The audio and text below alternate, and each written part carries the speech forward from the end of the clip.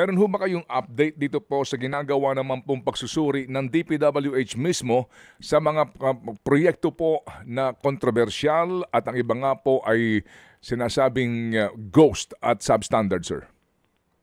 Opo, unang-una po, ngayon po na aktibong-aktibo na po ngayon ang ating bagong special advisor sa ICI, si former General June Azurin.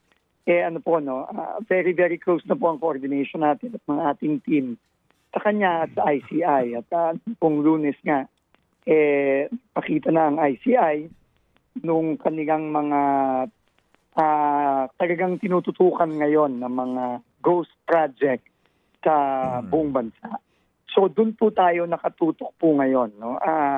Yung pong ating team, talaga pong pinapadala na ang mga dokumento, ina-assess na po sa ground, katulong ng ating mga kapulisan at ating mga kasundaluhan.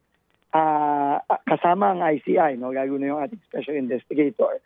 Kaya yun po ang nangyayari ngayon on the ground. No?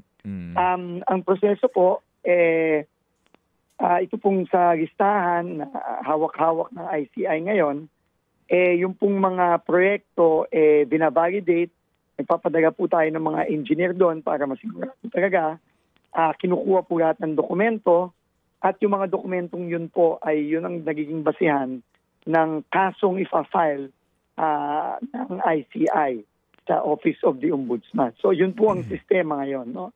At ngayon po merong mga 15 hanggang 20 po no, na project at kasong tinitignan tayo ng masusi ngayon. No? Hindi ko lang maibibigay sa inyo, pasensya na po Sir Ted, ang mga detalye nito. No? Pero ang goal po is in 2 weeks, 3 weeks, ipa-file na po itong mga kasong ito. Okay. Sec, sorry po, no? Kasi Opo, okay lang po. Alam niyo ho yun, nung nawala ho si General Magalong, tapos kayo po ngayon naging abalad because of these calamities na sumabay pa po naman, parang bulag ng taong bayan doon sa saan bang mga lugar ngayon ang napuntahan na po itong inyong team, then dumating itong si Ginoong Azurin. Kasi di ho ba naka-schedule supposed to be po yung Leyte, Region 8, Opo. no? Paging itong sa Ilocos. Kasi alam niyo ho yan, hindi may tatanggi.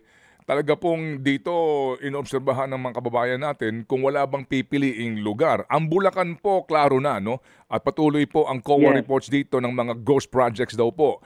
So, maliban sa Oriental Mindoro, so saan pa pong lugar kaya ito at yung pong Leyte at saka Ilocos na sinasabi po nila?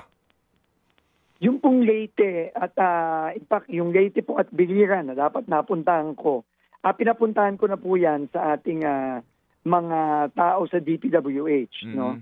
Pero nag-usap po kami ni General Azurin at sa mga susunod na araw po, meron kami mga bibisitahin sa mga iba't ibang lugar. No?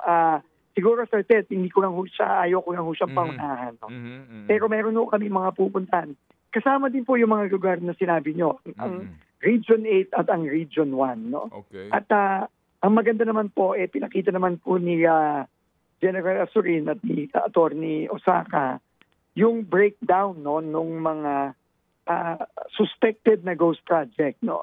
At kasama po, meron po sa Region 1, meron po sa Region 8, pero marami din po sa iba't ibang lugar. No? In fact, ang pinakamarami po talaga, kung makikita natin sa Luzon, some parts of Visayas, kasama na rin po ang Region 8. In fact, sa Visayas po ata, ang count mataas po sa Region 8. No? Sa Region 1 naman, syempre ang pinakamataas na count nasa Region 3. Pero Region 5 din po, mataas din po ang count dyan. No? At syempre, yung Region 4B, no? Na nakikita natin parang mga talagang pasensya na po sa paggamit ng term, no? Tinatawag nilang mga epicenter, no? Nitong pagnanakaw ng pera dito sa DPWH. No? So, pupunta po kami dyan. No? Hindi ko lang po mapangunahan si General Azurin kung saan kami pupunta.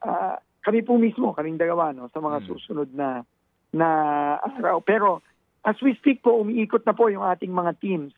Nasabi na rin po ni General Azurin to. Pero kasama na rin po dito ang AFP at ang PNP. Mga kapatid, Brothers and sisters, saan ka pa? Dito na tayo sa totoo.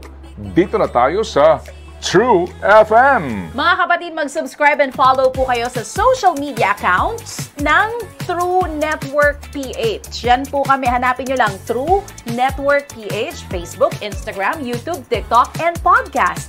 Mapa Apple or Spotify man yan, mahahanap nyo kami. Lahat ng mga napapanood at napapakinggan nyo po sa programa, nasa social media accounts namin yan. So, paano mga kapatid? See you sa social media!